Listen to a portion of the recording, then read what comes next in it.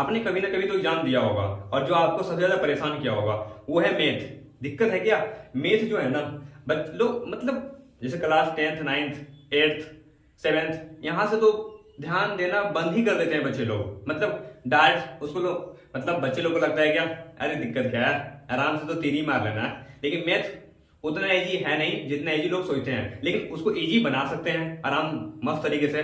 छोटी छोटी चीज को हमको देखना है। दिक्कत ये है कि लोग छोटी छोटी चीजों को ही इग्नोर कर देते हैं, तो वो हमें इग्नोर कर देते हैं, तो इग्नोर करते नहीं है। और मैं आपको यकीन दिलाता हूं, अगर आपने मेरा फर्स्ट वीडियो देखा होगा तो आपको कुछ ना कुछ नया सीखने को मिला होगा। उसी तरह मैं सेकेंड वीडियो, ये मेरा सेकेंड वीडियो है, और मैं चाहता हूं कि आप इसको पूरा आराम से देखें, और जो आपको समझना है उसमें कॉपी किताब लेके बैठो ताकि आप इसको लिख सको बढ़िया तरीके से। तो मैं आपको कम से कम तो 5 छोटे छोटे चैप्टर खत्म करवा दूंगा ओनली कुछ ही मिनटों में। कुछ ही मिनटों में मैं आपको यकीन दिलवाता हूँ, कुछ ही मिनटों में आप मैथ में एक हीरे से चमकोगे।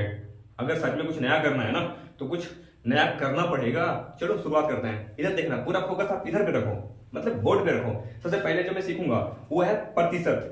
नंबर 1 पे प्रतिशत ध्यान दो। जैसे मान लो कि कोई हमको बोला कि मेरा लगभग ऑन एन एवरेज 500 मार्क्स का एग्जाम है और मेरा लगभग उसमें 400 मार्क्स आया है, तो कितना परसेंट है? तो याद रखना, जितना आया है उतना टोटल नीचे, यानी कि छोटका बटे बड़का गुना 100। अब छोटका कितना है तो 400 है, बड़का कितना है तो 500 है, और मल्टीप्लाई 100। तो काटोगे, देखो 2 से 2 कटा और 5 से ये कटेगा 20 बार में, तो कितना आ गया 80%। इस तरह जब भी आप प्रतिशत निकालते हो तो छोटका बटे बड़का गुना 100। अब ऐसा थोड़ी होता है क्या कि किसी का 100 नंबर में 200 नंबर आता है, ऐसा नहीं होता ना। तो चलो ये प्रतिशत है। और क्या, जैसे मान लो क्या अब 500 का 20% पूछ ले तो क्या करेंगे, क्या 500 का 20% तो निकालो। यहाँ पे अब 500 का 20% निकालना है तो भागा 100 से देना पड़ेगा, तो काटो इसको, तो कितना आ गया 500 का 20% निकालोगे तो 100 आ गया। समझ रहे हो? इसे और लेते हैं मैथ। अगर मान लो क्या 1800 का निकालना हो हमको 5%, इसे भागा 100 और काटो तो कितना आ गया 90।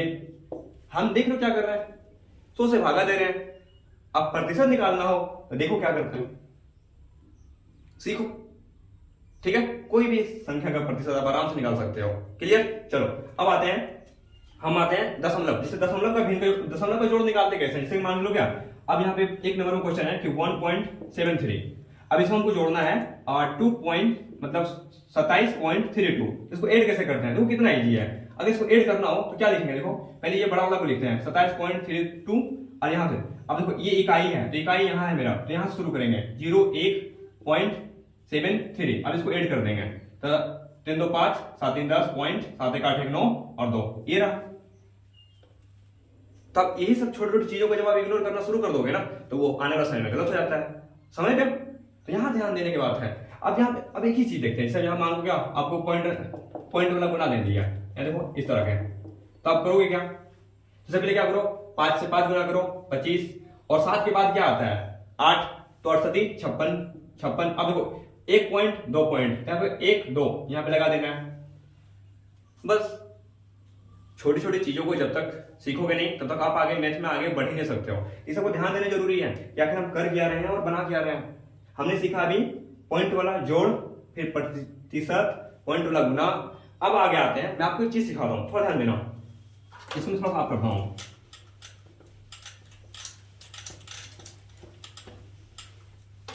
अब देखो, अब यहाँ थोड़ा सा लेते हैं। अब आता है घातांक वाला।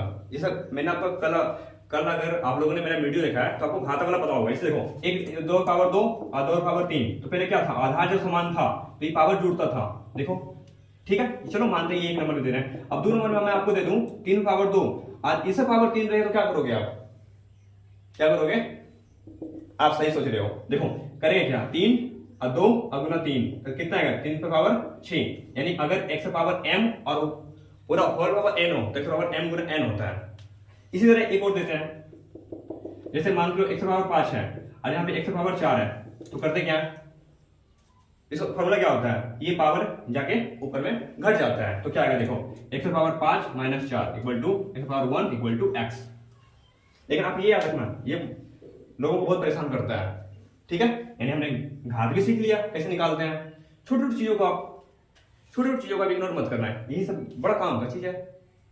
ठीक है, अब आते हैं, अब थोड़ा सा एक चीज आते हैं, अब आते हैं यहाँ पे सरलीकरण में। सरलीकरण का मेथड बनाते कैसे, जैसे मान लो क्या कोई मेथ दे दिया, जैसे यहाँ पे दे दिया 2 + 3 और गुना 2 भागा 2, तो आप कैसे बनाओगे, पहले इस भागा काम करेंगे फिर गुना का, देखो 2 + 3 गुना 2 और भागा 2 यानी कि 1/2, समझ रहे, देखो 2 तो कट गया, तो 2 + 3 गुना 1 गुना 1/1, तो 2 + 3 = 5। कितना इजी है, लेकिन हम लोग उसको टफ मान लेते हैं। हमने घात देखा यानी घातांक देखा, हमने दशमलव वाला जोड़ देखा, हमने प्रतिशत देखा, हमने सरलीकरण देखा, है इजी, लेकिन आप उसको टफ बना देते हो। अब एक जो छूट गया है वो आपको छूटा है, थोड़ा सा कुछ ध्यान देना है। जैसे हमने कुछ क्वेश्चन जो है लिख के लाया है, जैसे देखो 2x + 5, एक क्वेश्चन है कि 2x + 5 = 12।